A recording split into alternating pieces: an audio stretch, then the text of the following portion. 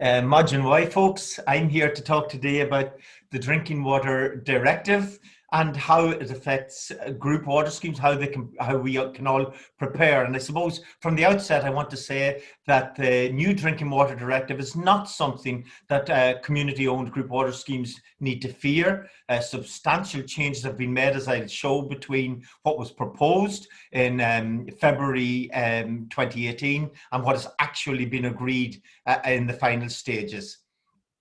So what I'll be looking at is that draft recast directive of the 1st of February, which came as a serious shock, I think, to not only our sector, but to water services generally across Europe and community-owned water services in particular. It came because the challenges it posed in terms of financial that I'll look at here were quite substantial. And then, of course, I'll move on to the agreed directive.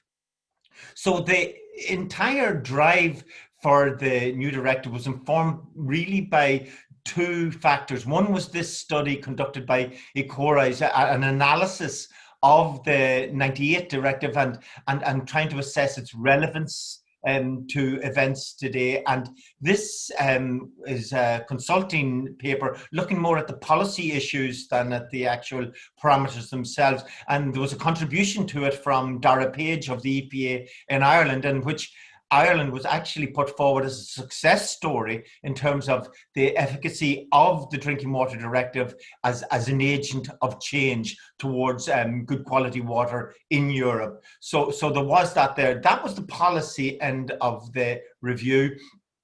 But from a parametric view, this was really the work of the World Health Organization in Europe, based in Europe, and I cannot recommend this document highly enough. I've left the connection to it on the screen there, and I would urge anybody in water services and the management of water services to download and read this document, because it explains the function of parameters. And maybe that's not something, but primarily what it looked at was, again, and it agreed with Ecora in this year, that while the current directive had served a useful purpose over the years, it had not taken into consideration, and couldn't have, the Water Framework Directive and other directives that followed it. And it was very much an end-of-pipe directive. It looked at end-of-pipe water quality rather than looking at the entire water distribution system from catchment and source through to the consumer's tap.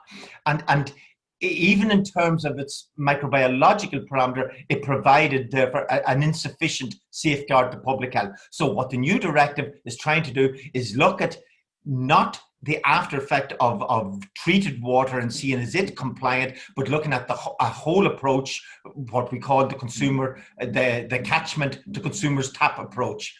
And in that there, it has been a big shift in where we were before. Another document that really informed the view in the new directive was this. This was a study completed by, again, the World Health Organization in conjunction. It was actually commissioned by the German Environment Section, and it was an analysis of small-scale water supplies in the pan-European region, but they didn't engage with any of the actual community organized cooperative schemes that exist in many European countries, and looked at examples of really of schemes in parts of Europe that are probably today where the Irish group water scheme sector was 25 years ago. So this informs its perspective on small water supplies and their needs in relation to the directive. So moving quickly along, when the directive came out, the draft directive in 2018, it had what we expected, a risk-based approach, which is something we certainly welcome. Improved consumer information, because again, the need for transparency, that consumers, it was a reactive process in the past where consumers would be informed of problems perhaps, but this now is moving towards a much more proactive approach where you put information up on the web so the consumers have access to it at all times. A standardization of materials, will be greatly welcomed. There's such a diversity of standardization at the moment. This is something that really doesn't affect the group water scheme, but it's something that's been worked on at a European level to achieve that standardization. That work is ongoing. Access to safe drinking water is something that I will discuss a little later on, but the two major components of the draft that affected group water schemes and really alarmed us were the parametric changes and, more importantly, the monitoring changes that were proposed in the document. In terms of the Part A, the parameters, all of a sudden we were moving from, it was proposed that we move from the traditional two key parameters, Enterococci and E. coli, and there was the addition of several of what used to be indicator parameters as Part A parameters. And in addition to those, we were seeing somatic coliphages added, and I'll deal with those later on, and turbidity and the achievement of a low level, even though less than 1 NT-neothalamic unit, the actual recommendation from in the report was a 0.3 turbidity level, and that this was to be monitored at the treatment plant. Again, traditionally, turbidity was being monitored at the consumer's tap, but the need now to monitor at the treatment plant to ensure that filtration systems are working effectively. The other one was then, of course, the changes to Part B, the chemical parameters. And again, I won't deal with each of these. There are 10 new parameters proposed in the draft, and we'll talk about those later. But what concerned us was, in particular, was the minimum frequency of sampling and analysis that was required for the parameters. And as you see, small supplies of less than 100 cubes a day, and that would be most group water schemes, and even those up to 1,000 cubes, that incorporates virtually every group water scheme. We were looking at 10 samples a year across these parameters, and we costed this, and for a small supply at that level, it came in at about €20,000 per annum they were going to be paying simply on compliance monitoring before they could establish the relevance of particular parameters. In the case of some of our larger supplies that supply more than 1,000 cubes a day, we're looking at a figure perhaps of €100,000 a year. It was clearly not sustainable for small water supplies, and really it was a way beyond what the World Health Organization had been looking at, and I think perhaps an incorrect interpretation of what they were saying. So what happened? Well, clearly we were so alarmed, we secured, along with the EPA, with Irish Water and with the department, a meeting with the Joint Oireachtas Committee on the 21st of March 2018. And from our perspective, we produced two documents, one an observation on the parameters and the implications of the new parameters and the frequency of monitoring, and the other a submission to the Joint Oireachtas Committee on the day. And both of those submissions, you can read them on our website, and I've left the address there on the screen, so you can download those and have a look. But primarily we were saying that it has to be sustainable, that this simply, the logic wasn't there. On the one hand, there was the focus on water safety planning, which we agree with, and yet on the other hand, there was this vast array of monitoring at the end of pipe monitoring that was going to put this huge expense. So operational monitoring, which we promoted, schemes were not going to have any money left to do that kind of thing. So it was a good meeting, and as a consequence of that, what developed was a Team Ireland approach in relationships with the European Commission, and an expert group was set up for the transposition and implementation of the Recast Directive that includes the partners who appeared that day, and it's been doing wonderful work since then, and it has had, along with other interest groups across Europe, a major impact on reshaping that Recast Directive and getting rid of, if you like, more of the more contentious aspects of the draft. Another important outcome since that has been the development amongst of the Alliance of Community-Owned Water Services in Europe, of which obviously we are part with several other countries in Europe, where they also have highly organized community-based drinking water supplies, and that there is something so that in future we won't be caught on the hop, any of us. We want to see the voice of small community-owned water supplies at the heart of thinking in terms of European legislation on water. So the agreed directive, moving on to it, the focus is, as I said, very much on water safety planning. And this is where we need to focus. And I want to explain how it's different this year. They actually specifically mentioned the World Health Organization water safety planning for small community water supplies. I've left the link up there. Again, it's a document that every group water scheme, every water supplier needs to download. It's an excellent document, it has to be said. And what it does, it's an assessment of hazards, and then how do we manage, how do we categorize those? This is where it differs from our own quality assurance system, which has served us very well. But now we have a categorization of hazards so that they can be prioritized. And then, of course, there's the process of continuous management. And throughout this year, if there's one theme that runs through all of this, it is the need to verification. Verification at every stage of the water distribution system, from the catchment through to consumer's tap.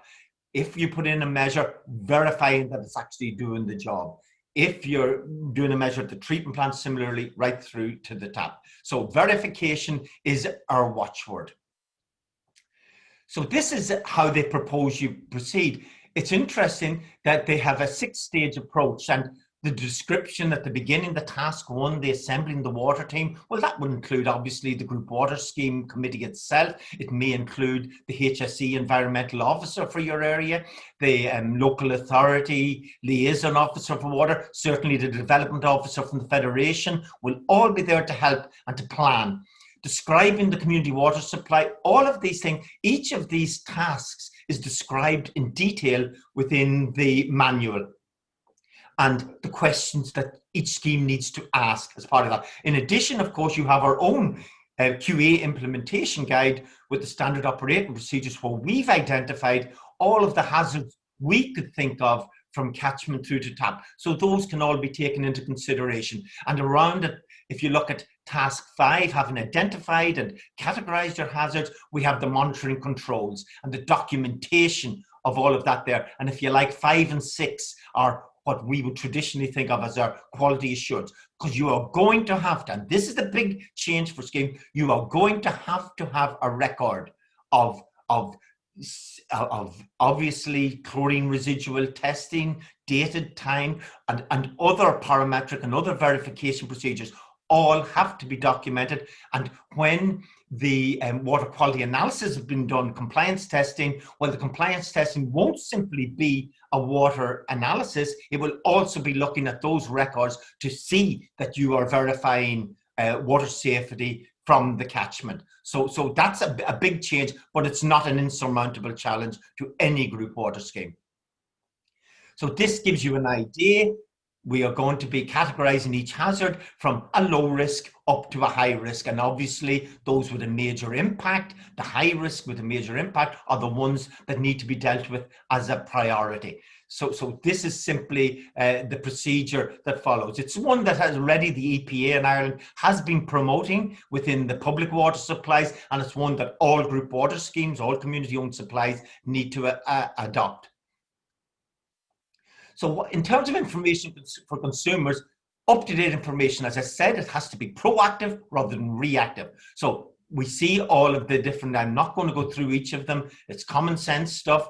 The one problematic area that we have are for group water schemes to put up the results from monitoring programs, because we still haven't got a situation in Ireland where group water schemes have access to the results from compliance testing. It's almost 2 years after the event in most counties before schemes are getting those results. This has got to change. Schemes need to have up-to-date records. They need to be told as soon as the results come back from the laboratory, supplied with the full suite of results, so that they can then at the end of the year post those for their members to see. And I have to obviously acknowledge those local authorities that have been putting up this information on their websites. It's an extremely important resource, building public confidence. And that's what a lot of this is about. It's about creating public confidence. And this is one aspect of that there, is the access to water. And obviously there are nomadic people, but this is also aimed at reducing the huge sums of money spent across Europe on plastic bottled water annually. And this is not a problem, providing water in public spaces so that people, instead of going to a shop and buying a bottle of water, can simply fill up. And it was actually a condition for many of the schemes, say in County Galway, when their schemes were handed an old well, a council well, would have been a pumped well back in the 1960s. A condition of them getting that was that they leave a tapped water supply for anybody passing by. And you see it here in the scheme at Esker in County Galway, where the tap is outside the treatment plant. Obviously, it should be coming through a UV system, something to make sure that it's safe. But this is a simple thing that all group water schemes need to do. Larger schemes need to think about providing water maybe at various points along the distribution network, so that passers-by can stop the lunacy of buying plastic bottled water, which is such a waste on resources and a threat to the environment. As for the parameters and compliance monitoring, well, obviously our own booklet, What's in Your Water, will have to be updated. But in terms of the Part A, we're right back to where we were in the old parameter. The two key parameters are Enterococci and E. coli, again indicators of fecal contamination and therefore a risk to human health. Those other parameters have been put back into an indicator parameter section that had been removed in the draft. The only one here that isn't included in the indicator parameters is somatic coliphages, and I'll speak in a little while about those. In terms of the new chemical parameters, or the Part B, well, beta estradiol has been dropped, but the other 9 are still there. But if there was one of these, that I would advise all small schemes to monitor now to evaluate how they're going, is chlorate. And for schemes in the lake water zones with the algal blooms, certainly add microcystin to your operational monitoring. Uranium, no, it's not going to be an issue for any group water scheme. In terms of the indicator parameters, they're all as were, apart from ammonium, which is good news, I suppose, for some of the lake schemes, in that the parametric value change has changed to 0.5. You know, so there's a greater tolerance there, because many of our schemes in the Lake District were coming close to that 0.3, and now that has changed. So the Group A parameters, these are the parameters that are going to be monitored in small supplies on a consistent basis, are pretty much as they were. Scheme is using ferric as its coagulant, well, then iron will be monitored. If it is using aluminium will be monitored. Similarly, for other parameters, if you're in the southeast, in Carlow or Kildare, where nitrate tends to be an issue, you can be quite certain that nitrate will be added to that list of Group A parameters. But similarly, it's the relevance of risk. So the great news about this is that traditionally in years, the whole suite of parameters has been done in many small supplies, even though in all the years we might have never found them. Of the 48 parameters, we've only ever seen exceedances in 14 of those, and several of those parameters only occurred very, very, very sporadically. So it's the microbiological parameters that are absolutely key, and that's the point that the World Health Organization makes, and that's the main driver of this year, and it's the area the group water schemes have been weakest on. Now, somatic coliphages has been taken out to a large extent. Obviously, it's been relegated as not even in an indicator parameter, but it's a very, very important parameter, and the World Health Organization makes this point. And certainly in our lake supplies, there is a simple test. If you're already using the ColiAlert system that there, it's a similar process, and it's testing for the potential for viruses. And maybe had the current virus, the COVID virus, been there last year or a few years ago, there might have been more of a focus on the somatic coliphages again, because it's a very, very good indicator for virus, which are much, much smaller than actual bacteria. But here you see it attached to a bacteria. I think it's the norovirus, which is the winter vomiting bug. So the virus attaches itself in these little spikes, these little tails, injects its DNA, and it's extremely dangerous. There's a very simple test for that there, and certainly schemes, if you are able to do that and establish the risk that you may be under from viral attacks.